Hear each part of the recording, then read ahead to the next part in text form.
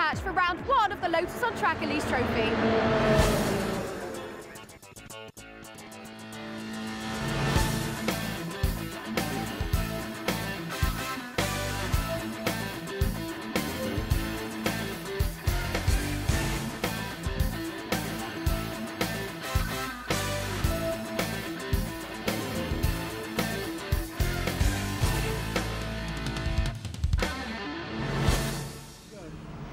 Aside from all the racing this weekend, hundreds of Lotus enthusiasts have flocked to the circuit here at Brands to take part in the Lotus celebration.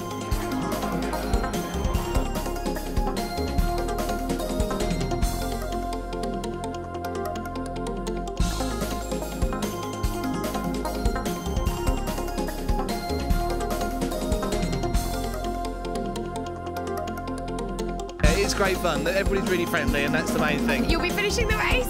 Absolutely, guaranteed. Last year we had a full grid of 32 cars, which was brilliant in itself. This year we've got 2 full grids. So out of you 3, who's it going to be? Me.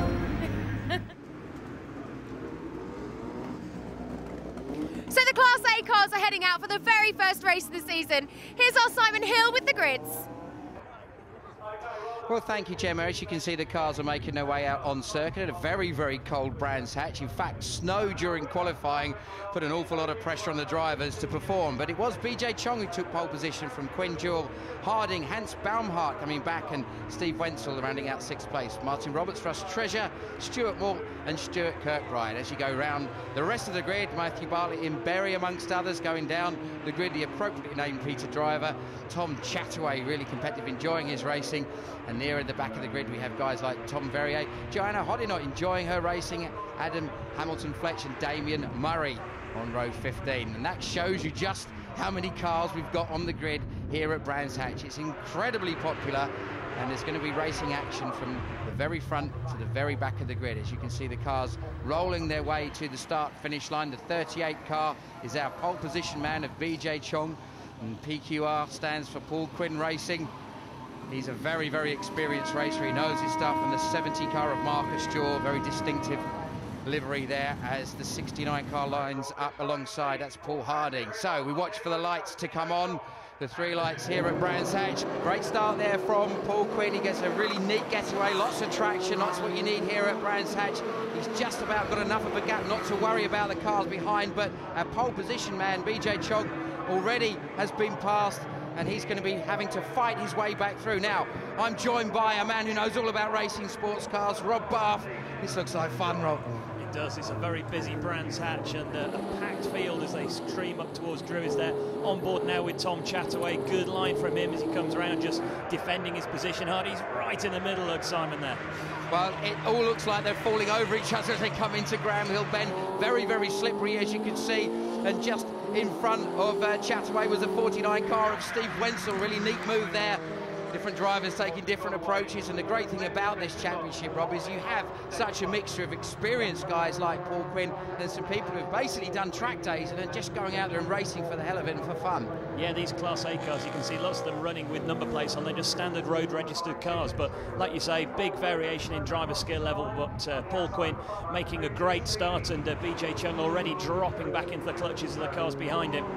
Yeah, Jewel now under pressure, and you can see the number 9 car of Roberts already starting to make some progress as they charge their way up to Druid. Stuart Kirkbride round the outside, trying to find a way around Hans Baumhart, but very, very difficult. There's some contact in front, Rob. Oh, they don't get much closer than that, and Martin Roberts really a man on the move now.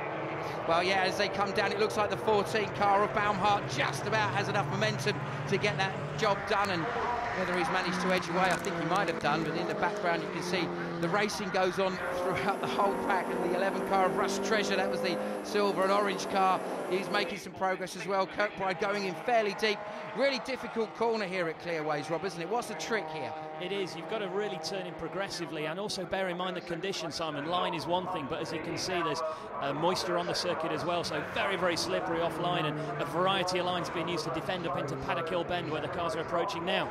But it is Jewel that's having to defend now. Roberts really is on a bit of a mission here. It looks like there's a slower car just where you didn't really want it. Kirkbride is looking to see if he can make a way around the outside. He's putting pressure on the number 11 car of Rush Treasure, and you can do that around the outside there, Rob, can't you? You can run a longer radius but keep the speed higher and go right around the outside. It's one of the very few corners in the UK where you can overtake around the outside, and lots of drivers looking to capitalise upon that opportunity now. Well, as we said, the scraps go on all the way through. Adam Hamilton, Fletch, Damien Murray, Stuart Rush and Joan Haddon all falling all over each other. Paul Patterson having a little bit of a problem on a downshift there, but still managed to get a little bit of momentum on the way out, and just I think has got past Steve Owen. We saw a slow-moving car there on the left. Can't quite see the number. Is that the 69 car? I think that might be Paul Harding. Yes, it is. Paul Harding going very slow. It is. So that was one of our front runners. He's pulled away, but if you look at the lead that Quinn has got now, it's huge. He's really putting the hammer down at the front of the field there. Well, as we said, the guys like Quinn who've done things like Formula 3s, raced in America in the Barbasol Senior Series, and all kinds of different forms of racing. He's decided to go racing for fun and go out and drive a car which really rewards driver skill. And we know all about the Lotus Elise. Just about every report you read about this car in terms of driver involvement says to you this is what you want to drive if you want to have a car that's all about pure fun. And just about every driver out there is looking to find a way of just getting a little bit of an advantage in this such close racing all the way down. The 25 car there of Tess Howell under pressure from Ian Berry looking there. Different people taking different approaches, and there you can also see that as the pack starts to unfold, Rob, you can start to see that you've always got a race somewhere here, haven't you? Absolutely, and one race that's just going to come into view is the race for the second position. We can see that BJ has been now caught by cars 9 and 14. That's Martin Roberts and Hans Baumgart, who've been absolutely hammer and tongs, mate, for the last few laps, and they've reeled in our second place position as they come up to Druids. Is he looking to the inside? Well, it's going to be doable, isn't it? I think Roberts has just about got momentum, and I wonder if that's going to open the door then for the 14 car of Baumhart to maybe take advantage as well. It looks like BJ Chung, less experienced than some of the drivers around him, is thinking really more about his mirrors and going forward at this stage. And as you see, the rest of the grid are starting to fall over each other as they go into the latter part of the race. Stuart Moult there in the 44 running a little bit wide. Looked like he outbraked himself, Rob. Oh, he did. You can see the brake lights on for too long, and he ran right around the outside of Paddock Hill Bend to avoid the gravel, and that's let car 13 up the inside, and he's nailed him on the way into Druids. Great move there. Yeah, Matthew Bartlett really seeing the opportunity there, making the best of it. There's a good example. One of the things with Brands and somebody else, I think, just nearly down the inside there. The number 39 car, obviously, looking like he was trying to take advantage. That's Simon Deacon, but couldn't quite get enough of a run down the inside.